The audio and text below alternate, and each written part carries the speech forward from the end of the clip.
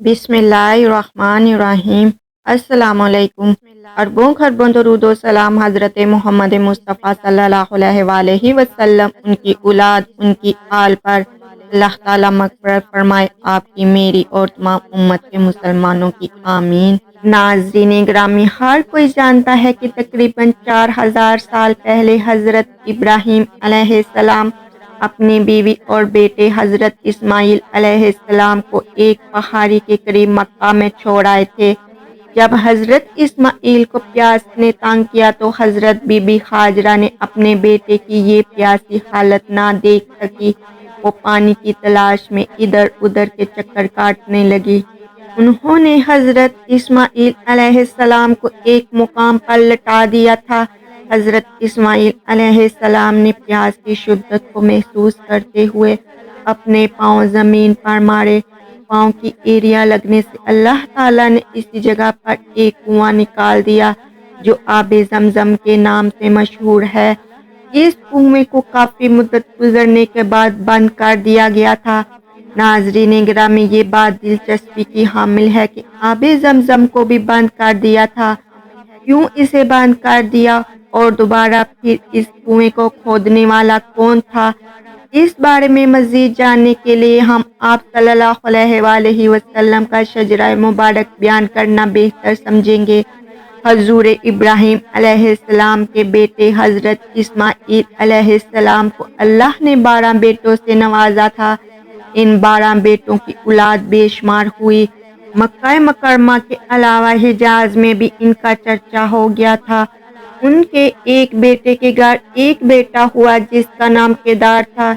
इनको अल्लाह ताला ने एक बेटा अता किया जिसका नाम इदनान था। इदनान के बेटे का नाम मुअद और इसके बेटे का नाम नज़ार था। नज़ार के 4 बेटे थे जिसमें से एक बेटे का नाम मिज़र था। मिज़र की नस्ल में से कुरैश बिन मालिक को जन्म दिया गया। ये फहर बिन मालिक के नाम से भी मशहूर हुए। कुरैश के बेशुमार औलाद हुई जो कि काफ़ी कबीलों के अंदर फैल गई थी। इनकी औलाद में से एक बेटा कसाबी बहुत ही मशहूर हुआ जिसके 3 बेटे थे। इनमें से एक बेटे का नाम मनाफ था जिसमें एक बेटे का नाम हाशिम था। हाशिम की शादी मदीने के नामी ग्रामी सरदार की बेटी से तय पाई। इनके घर एक लड़के ने जन्म लिया। इस लड़के का नाम शीबा रखा गया था। इसके पैदा होते ही इसके वालिद का वसाल हो गया था। इनके भाई मतलब मक्का के सरदार बन गए।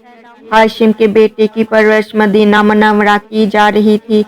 जब मतलब को इसकी जवान होने के बारे में पता चला तो उन्होंने अपने भाई के बेटे को अपने पास लाने का फैसला किया। जब वो अपने भाई के बेटे को लेकर जब मक्का आए तो मक्का वालों ने समझा कि ये मतलब का गुलाम है। मतलब ने इन लोगों को जमा किया और सबके इल्म में ये बात लाई कि ये मेरे भाई का बेटा है और मेरा भतीजा है। हर कोई इसको मतलब का गुलाम के नाम से ही पुकारते थे। इसलिए शीबा अब्दुल मुत्तलिब के नाम से मशहूर हो गए और हर कोई शीबा को अब्दुल मुत्तलिब के नाम से बुलाने लगा। इस तरह अब्दुल मुत्तलिब इनका लक़ब पड़ गया। इससे मुराद है कि मतलब का गुलाम है। आज भी हर कोई हज़रत मोहम्मद मुस्तफ़ा सल्लल्लाहु अलैहि वसल्लम के दादा को इसी नाम से याद करता है। बहुत ही कम लोग आप सल्लल्लाहु अलैहि वसल्लम के दादा का असल नाम जानते हैं। अब्दुल मुत्तलिब के घर अल्लाह ताला ने बेटे पैदा किए। इनके नाम अब्दुल्ला, हमजा, अबू तालब, अब्बास, अबू लहब, हारिस, जुबैर और अब्दुर्रहमान थे। इसमें से अब्दुल्ला के घर अल्लाह ताला ने नबी करम सल्लल्लाहु अलैहि वसल्लम को पैदा फरमाया। अब्दुल मुत्तलिब के बेटों में सबसे हसीन व जमील अब्दुल्ला थे। मक्का पर कबीला जरहम के लोगों का अरूज था। वो बैतुल्ला के निगरान थे। उन्होंने बैतुल्ला की बेहुरमती करनी शुरू कर दी। इनके कबीले का सरदार मफाद बिन उमरू था जो कि एक अच्छे आदमी के तौर पर जाना जाता था। इसने अपने कबीले वालों को मना किया कि बैतुल्ला की बेहुरमती ना करो। इनके कबीले वालों ने अपने सरदार की किसी बात को ना मानते हुए बेहुरमती से बाज न आते थे। मदाद बिन उमरू अपने कबीले वालों से मायूस हुआ। اس نے بیت اللہ سے سارا سامان نکال کر آب زمزم میں دفن کر دیا اور اس کنویں کو مٹی سے بھر کر خود وہاں سے کسی دوسری جگہ پر چلا گیا۔ اس طرح کنویں کا نام و نشان آہستہ آہستہ مٹ گیا۔ اس کے بعد بنو خزاعہ نے بنو جرہم کو وہاں سے نکال دیا تھا۔ بنو خزاعہ اور کسی کا دور اسی لڑائی میں گزر گیا تھا۔ اس کے بعد عبد المطلب کا زمانہ آ گیا تھا۔ یہ کنواں کافی عرصہ قبیلہ جرہم کے سردار مداد کے دور سے بند پڑا تھا۔ پھر اللہ تعالیٰ نے یہ کنواں حضرت محمد مصطفیٰ صلی اللہ علیہ وآلہ وسلم کے دادا عبد المطلب سے کھدوایا۔ کسی کو اس کنویں کے بارے میں علم نہ تھا کہ یہ کنواں کس جگہ پر واقع ہے۔ حضرت علی رضی اللہ تعالیٰ عنہ فرماتے ہیں کہ حضرت عبد المطلب کہتے ہیں کہ میں حجرہ اسود کے مقام پر سو رہا تھا کہ ایک نیک پرہیزگار بزرگ حضرت عبد المطلب کے خواب میں آیا اور کہنے لگا، اے عبد المطلب، آب زمزم کے کنویں کو کھودو۔ میں نے پوچھا کہ وہ کہاں ہے کہ آدمی کچھ بتائے بغیر ہی چلا گیا۔ یہ خواب مسلسل 3 راتیں چلتا رہا۔ تیسری رات وہ آدمی پھر میرے خواب میں آیا تو اس نے پھر وہی الفاظ کہے جو کہہ کر چلا جاتا تھا۔ میں نے اس سے پوچھا کہ آب زمزم کہاں واقع ہے۔ اس نے بتایا کہ آب زمزم وہ کنواں ہے جو حاجیوں کی پیاس مٹاتا ہے، جو کبھی بھی ختم نہیں ہوگا۔ میں نے پوچھا وہ کنواں کس جگہ پر واقع ہے۔ اس نے کہا جس جگہ کوڑا کرکٹ پڑا ہوا ہے اور اس کوڑے کے گرد خون ہے اور ایک کوا اس خون کو اپنی چونچ سے کھا رہا ہوگا۔ کنواں اس جگہ موجود ہے۔ آپ اپنے بیٹے حارث کو ساتھ لے کر اس مقام پر پہنچ گئے۔ وہ اس آدمی کے بتائے ہوئے مقام پر گئے تو وہاں گندگی میں ایک کنواں اپنی چونچ سے خون پی رہا تھا۔ اس جگہ کے ارد گرد بڑے بڑے بت تھے۔ لوگ اپنی منتیں مانگتے اور ان بتوں پر بڑے بڑے جانور قربان کر کے جایا کرتے تھے۔ یہ خون ان جانوروں کا تھا۔ عبد المطلب کو پوری طرح یقین ہو گیا کہ یہی وہ جگہ ہے جس کے بارے مجھے 3 دن مسلسل خواب آتا رہا۔ انہوں نے اس جگہ کو کھودنا شروع کر دیا تھا۔ اس وقت قبیلہ قریش عروج پر تھا۔ حضرت عبد المطلب کے اپنے ہی رشتہ داروں نے عبد المطلب کو ایسا کام کرنے سے روکنے کی کوشش کی۔ انہوں نے عبد المطلب کو کہا کہ تم ہمارے خداؤں کو ختم کر کے اس جگہ پر ایک کنواں کھودنا چاہتے ہو۔ قریش والوں کے یہ الفاظ سن کر عبد المطلب نے اپنے بیٹے حارث کو کہا، اے بیٹا تم ان کو روک کے رکھو، میں جلدی جلدی اس کی کھدائی کرتا ہوں۔ مجھے جو حکم ہوا ہے میں اس وقت تک چین سے نہیں بیٹھوں گا جب تک کہ میں حکم خداوندی کو پورا نہ کر لوں۔ قریش کے بار بار اصرار کرنے کے باوجود بھی عبد المطلب نے کنویں کی کھدائی کا کام نہ چھوڑا۔ آخر کار عبد المطلب نے کنویں کی کھدائی مکمل کر لی۔ عبد المطلب نے اللہ اکبر کا نعرہ بلند کرتے ہوئے کہا، میں نے اپنا کام کر لیا ہے۔ جب قریش والوں نے کنواں دیکھا تو آپ کے پاس آ گئے اور کہنے لگے، اے عبد المطلب، یہ تو ہمارے باپ دادا حضرت اسماعیل کا کنواں ہے۔ اس کنویں میں ہم بھی آپ کے برابر کے شریک ہوں گے۔ ان کی بات کو سن کر حضرت عبد المطلب نے کہا کہ میں آپ کو اس میں شریک نہیں کروں گا۔ یہ بات سن کر قریش والے بولے کہ پھر ہم تمہارے ساتھ جھگڑا کریں گے۔ عبد المطلب نے جواب دیا کہ تم کسی سے اس کا فیصلہ کروا لو۔ انہوں نے بنو سعد ابن حریم کاہنہ سے فیصلہ کروانے کو بہتر سمجھا۔ یہ کاہنہ ملک شام میں رہائش پذیر تھی۔ یہ سارے کاہنہ سے فیصلہ کروانے کے لیے شام کی طرف چل دیے۔ حضرت عبد المطلب کے ساتھ عبد المناف کا لشکر تھا۔ باقی سب قبیلوں کی ایک ایک جماعت ساتھ تھی۔ اس دور میں حجاز اور ملک شام کا درمیانی حصہ صحرا پر موجود تھا۔ وہاں کسی جگہ بھی پانی نہ مل سکا۔ ان کے پاس جو پانی موجود تھا وہ بھی ختم ہو گیا تھا۔ سب لوگوں کا پیاس سے برا حال ہے۔ ان لوگوں کو یہ شک ہو رہا تھا کہ اب ان کی موت ہو جائے گی۔ انہوں نے قریش کے لوگوں سے پانی طلب کرنے کی درخواست کی۔ قریش کے لوگوں نے ان لوگوں کو پانی دینے سے انکار کر دیا۔ اب یہ لوگ پانی کی تلاش میں ادھر ادھر پھر رہے تھے۔ عبد المطلب اپنے لشکر کی یہ پیاسی حالت دیکھی تو وہ اپنی اونٹنی کی طرف آئے۔ ان کی اونٹنی بیٹھی ہوئی تھی۔ جب عبد المطلب اس پر سوار ہو گئے تو اونٹنی اٹھی تو وہ اونٹنی کے پاؤں مارنے سے وہاں پانی کا ایک چشمہ پھوٹ پڑا۔ انہوں نے یہ اللہ کی قدرت دیکھی تو بہت خوش ہوئے۔ پھر عبد المطلب بھی اپنی اونٹنی سے نیچے آ گئے۔ سب نے پیٹ بھر کر پانی پیا۔ پھر عبد المطلب کے قبیلے نے دوسرے لوگوں سے کہا کہ آؤ تم بھی سیر ہو کر پانی پی لو۔ وہ آئے اور انہوں نے پیٹ بھر کر پانی پی لیا۔ انہوں نے کہا اے عبد المطلب تم نے یہ پانی ہم کو پلا کر ہمارا دل جیت لیا ہے۔ اب تو ہر حال میں آب زمزم تمہارا ہی بنتا ہے۔ ہم کبھی بھی اس کے بارے میں تم سے جھگڑا نہیں کریں گے۔ قریش کے لوگوں کے علم میں یہ بات آ چکی تھی کہ اللہ تعالیٰ عبد المطلب پر مہربان ہو چکا ہے۔ جب اللہ تعالیٰ نے فیصلہ عبد المطلب کے حق میں دے دیا ہے تو اب کسی کے پاس جانے کی کیا ضرورت ہے۔ وہاں سے واپس آ کر عبد المطلب نے کنویں کی مزید کھودنا شروع کر دیا۔ اس کھدائی کے دوران کنواں سے سونا، چاندی، تلواریں اور بے شمار دولت برآمد ہوئی۔ جب قریش نے یہ سب کچھ دیکھا تو اس کی نیت میں بے ایمانی آ گئی۔ انہوں نے عبد المطلب سے کہا کہ اس میں ہمارا بھی حصہ ہے۔ عبد المطلب نے جواب دیا کہ اس میں تمہارا کوئی حصہ نہیں ہے۔ عبد المطلب نے کہا کہ آؤ پانچوں تیروں کا کوڑا ڈال لیتے ہیں۔ انہوں نے پانچوں تیروں کا کوڑا ڈالا۔ انہوں نے 2 تیر کعبے کے نام پر رکھے، 2 تیر عبد المطلب کے نام اور 1 تیر قریش کے لوگوں کے نام سے رکھے گئے۔ جب کوڑا نکلا تو جتنی بھی دولت تھی وہ کعبہ کے نام سے نکل آئی۔ تلواریں اور زریں عبد المطلب کے نام اور قریش کے نام کے جو تیر تھے وہ کسی کے نام پر نہ نکل سکا۔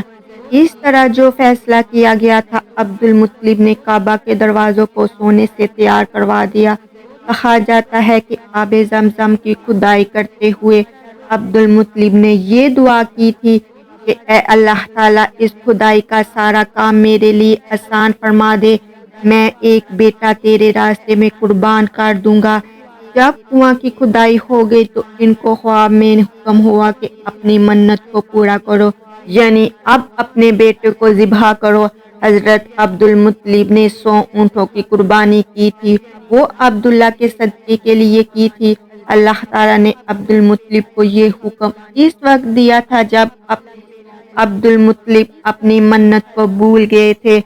پھر ان کو اللہ تعالیٰ کی طرف سے پہلا خواب دکھایا گیا جس میں یہ بیان کیا گیا تھا کہ اپنی مانگی ہوئی منت کو پورا کرو۔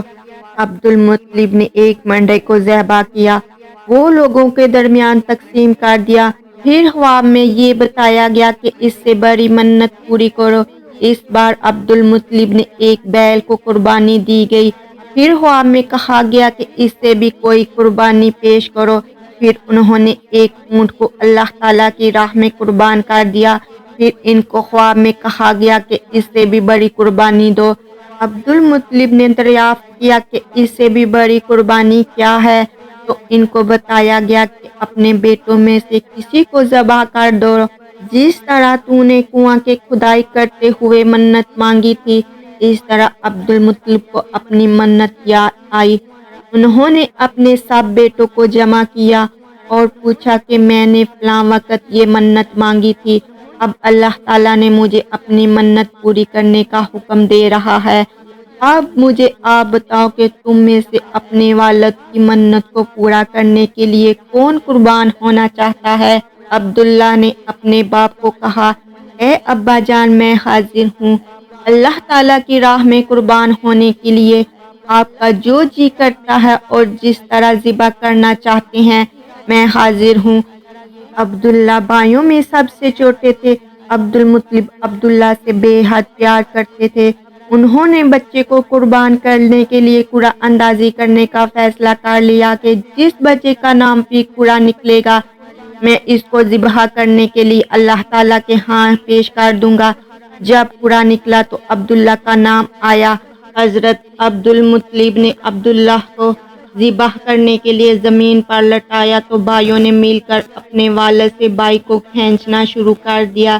اسی کھینچاتانی میں عبداللہ کے جسم پر بے شمار زخم آگے، یہ داغ مرتے دم تک عبداللہ کے جسم پر موجود رہے تھے۔ کہتے ہیں کہ اس دوران بنو مخزوم کے لوگوں نے کہا کہ آپ اپنے بیٹے کے ساتھ ایسا سلوک نہ کریں، اس طرح ان کی والدہ کی زندگی خراب ہو جائے گی کہ آپ اپنے خدا کی رضا کے لیے اپنے بیٹے کو قربان کر رہے ہیں، آپ کو چاہیے کہ اس کا فدیہ ادا کر دے۔ اس کا فدیہ مقرر کیا گیا کہ ایک کاغذ کے ٹکڑے پر 10 اونٹ لکھ دیے جائیں اور دوسرے کاغذ کے ٹکڑے پر عبداللہ کا نام درج کر دیا جائے۔ دیکھتے ہیں کہ کوڑا کس کے نام کا نکلتا ہے۔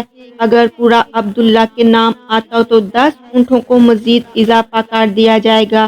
عبد المطلب نے ایسا ہی کیا۔ ہر بار عبداللہ کا نام نکلتا جاتا تھا۔ یہ کوڑا نکالتے نکالتے اونٹوں کی تعداد 100 ہو گئی تھی۔ جب اونٹوں کی تعداد 100 ہو گئی تو کوڑا اونٹوں کے نام سے نکل آیا۔ اس طرح عبداللہ کی جان کے بدلے 100 اونٹ قربان کیے گئے تھے۔ عبداللہ کے والد کو اس بات کا یقین ہو گیا تھا کہ اللہ تعالیٰ نے عبداللہ کے خاطر 100 اونٹوں کے کوڑا والی پرچی کو پسند فرما لیا ہے۔ عبد المطلب نے جب 100 اونٹ قربان کیے تو سب انسانوں، پرندوں، چرند اور جانوروں کو کھلی اجازت دی کہ جس کا جی چاہے وہ اونٹوں کا گوشت سیر ہو کر کھائے۔ امام ظاہری فرماتے ہیں کہ عبد المطلب وہ پہلے شخص ہیں جنہوں نے آدمی کی جان کے بدلے 100 اونٹ قربان کرنے کے طریقے کو اپنایا تھا۔ اس سے پہلے 10 اونٹ قربان کیے جاتے تھے۔ 100 اونٹ قربان کرنے کے بعد یہ رسم عرب کے علاقوں میں عام ہو گئی تھی۔ اس وقت یہ قانون بنا دیا گیا تھا کہ آدمی کا فدیہ 100 ہوگا۔ جب یہ ذکر حضور اکرم صلی اللہ علیہ وآلہ وسلم کے سامنے کیا گیا تو نبی کریم صلی اللہ علیہ وآلہ وسلم نے فرمایا کہ یہ ٹھیک ہے۔ اس کو مد نظر رکھتے ہوئے نبی کریم صلی اللہ علیہ وآلہ وسلم نے فرمایا کہ میں 2 ذبیح ہوں، میں حضرت اسماعیل علیہ السلام اور عبداللہ کی اولاد ہوں۔ کہا جاتا ہے کہ عبداللہ قریش کے نوجوانوں میں سے حسین و جمیل تھے۔ ان کے حسن پر قریش کی لڑکیاں فدا تھیں۔ ان کی خواہش تھی کہ ان کی شادی عبداللہ سے ہو جائے۔ اللہ تعالیٰ نے حضرت عبداللہ کے لیے حضرت آمنہ کو چنا۔ حضرت آمنہ وہب بن عبد مناف بن زہرہ کی بیٹی تھی۔ عبداللہ کی شادی 18 سال کی عمر میں ہوئی تھی۔ عبداللہ اپنے والد گرامی کے ساتھ شادی کے لیے جا رہے تھے کہ راستے میں ایک عورت کعبہ کے پاس بیٹھی ہوئی تھی۔ یہ خاتون ورقہ بن نوفل کی بہن تھی۔ ورقہ بن نوفل قریش کے ایک جانے مانے عالم تھے۔ ورقہ بن نوفل سے ان کی بہن نے سنا تھا کہ آخری نبی صلی اللہ علیہ وآلہ وسلم زمین پر رونما ہونے والے ہیں۔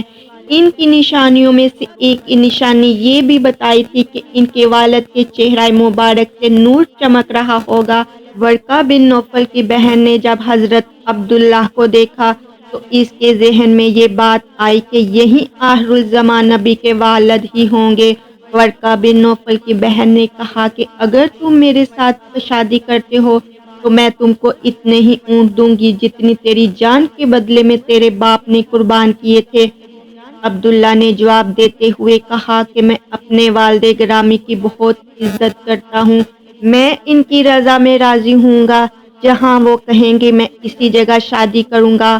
آخرکار ان کی شادی حضرت آمنہ رضی اللہ تعالیٰ عنہا سے ہوگی۔ اللہ تعالیٰ نے حضرت محمد مصطفیٰ صلی اللہ علیہ وآلہ وسلم کے آباء و اجداد کی شان دنیا کے سب انسانوں سے نرالی رکھی ہوئی ہے۔ اللہ تعالیٰ سے دعا ہے کہ ہم کو نبی اکرم صلی اللہ علیہ وآلہ وسلم کی سنت پر عمل پیرا ہونے کی توفیق عطا فرمائے، آمین۔